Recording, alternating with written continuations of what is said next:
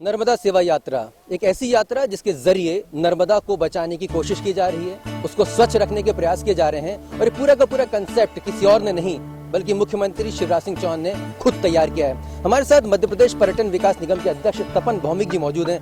तपन जी, नर्मदा का इतना सुंदर किनारा यहाँ पर हम देख रहे हैं, आप हमारे साथ में, लेकिन सबसे बड़ा सवाल यहाँ पर उठता है कि क्या ये यात्रा यहीं तक सीमित रह जाएगी या फिर कुछ और नदियों को भी इसमें शामिल किया जाएगा, और क्या वास्तव में ये मुहिम कुछ चंद दिनों तक ही रहेगी, आगे भी बढ़ती रहेगी? ये मुहिम जब तक नर्मदा जी रहेंगी तब तक रहेगा। उसका कारण ये है कि हमारे यशस्वी मुख्यमंत्री माननीय शिवराज सिंह चौहान जी ने जो योजना बनाई है, नर्मदा के दोनों तट पर लगभग 1100 गांव में इस सेवा यात्रा के माध्यम से हम पहुंच रहे हैं। इस 1100 गांव में ही नर्मदा सेवा समिति का गठन किया जा रहा है। नर्मदा सेवा समिति के माध्यम से और इसको अनवर्तनीय प्रयास ये चलता रहेगा।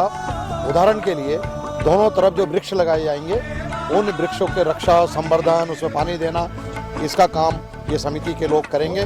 साथ ही साथ नर्मदा अविरल गति से बहती रहे, नर्मदा का जल स्वच्छ रहे, इसका सारा प्रयास ये सतत गति से चलने वाले इन समितियों के माध्यम से किया जाएगा। साथ ही जिन किसानों को, जो किसान अपने व्यक्तिगत जमीन दे रहे हैं, उनको 20,000 रुपये प्रति हेक्टेयर प्रति वर्ष के हिसाब से उनको मुआवजा भी दिया जा रहा है। तो समितियों के माध्यम से हम लोगों ने प्रत्येक ग्राम में नर्मदा सेवा समिति, ग्राम स्तर का, उसके बाद ब्लॉक स्तर पे नर्मदा सेवा समिति और जिला स्तर पे नर्मदा सेवा समिति का गठन किया गया है। शासन इस कार्य को करने के लिए कटिबद्ध है। बिल्कुल, लेकिन एक बड़ी चुनौती यहाँ पर इंडस्ट्रियल वेस्ट की भी है। निश्चित तौर पर पूजा सामग्री तो जाती है, लेकिन जो बड़े पैमाने पे जो औद्योगिक जो कचरा है, जो वेस्ट है, पानी है, वो नर्मदा में बहा दिया जाता है, दूसरी नदियों में बहा दिया जाता है। उससे कैसे रोक पाएंगे? औद्योगिक उद्योग और अन्य प्रकार के जो छोटे मोटे शहर हैं, उनके जितने भी जल है, उसके लिए ट्रीटमेंट प्लांट लगाना अनिवार्य कर दिया है। और एक बूंद भी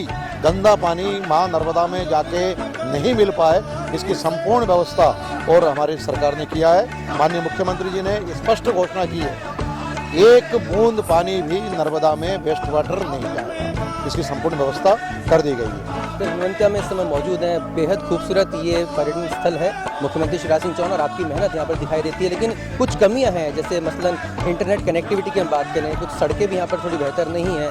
तो ये इसको लेकर कब तक ये सब चीज़ें दूर कर ली जाए? जल महोत्सव के माध्यम से हमारे यशस्वी मुख्यमंत्री माननीय शिवराज सिंह जी का एक सपना था। एक सपना ऐसा था कि अपन इतना बड़ा जो बैक वाटर है, इस बैक वाटर के ऊपर और हम इस प्रकार से एक पर्यटन स्थल बनाएं। और निश्चित रूप से उसको बनाने में गत वर्ष से हमने ये काम प्रारंभ किया। गत वर्ष यहाँ पे क्रूज वगैरह सबका उद्घाटन करके हमने 10 दिन का जल महोत्सव किया। उसको देखते हुए उसका जो प्रतिसाद मिला, संपूर्ण देश ही नहीं, विदेशों से लोग आए, 27 देशों से लोग आए, उससे जो है हम लोग उत्साहित होकर के इस वर्ष ये जो महोत्सव है ये हमने 1 महीने का किया। गत वर्ष 2,22,000 लोग इस महोत्सव में आए थे।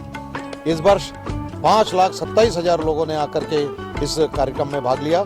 और जहाँ तक रहा रोड कनेक्टिविटी और एयर कनेक्टिविटी, इसकी व्यवस्था भी हम लोग बहुत जल्दी करने जा रहे हैं। चलिए, भरोसा जरूर यहाँ पर दिलाया जा रहा है। और नर्मदा सेवा यात्रा की एक बहुत महत्वपूर्ण बात यहाँ पर तपन भौमिक जी ने की है कि ये यात्रा लगातार जारी रहेगी और औद्योगिक जो वेस्ट है उसको कहीं ना कहीं ट्रीटमेंट प्लांट के जरिए सुधारा जाएगा, सीवेज को बिल्कुल भी मिलने नहीं दिया जाएगा। उम्मीद यही की जानी चाहिए कि जो तमाम जो भरोसा यहाँ पर दिलाया जा रहा है, जो आश्वासन यहाँ पर दिया जा रहा है, वो पालन होगा, अधिकारी इसकी गंभीरता को समझेंगे और ये मुहिम सिर्फ एक मुहिम बनकर नहीं रहेगी बल्कि एक बड़े अभियान के तौर पर सामने आ पाएगी। कैमरामैन आशु खान के साथ Ashutosh, India first news, Hanuwantiya.